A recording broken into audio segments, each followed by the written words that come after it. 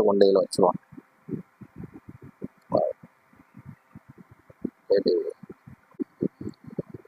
அப்படியே இந்த தேக்கு மரம் மாதிரி வாறு வாரா இருக்கு பார்த்தீங்களா, இந்த மீனை சுவைக்க வேண்டிய நேரமாயிருக்கு.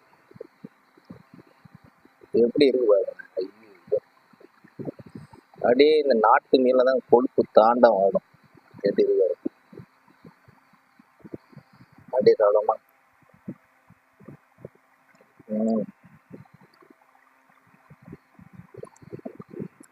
அந்த மாதிரி செம்ம டேஸ்ட் பாருங்க.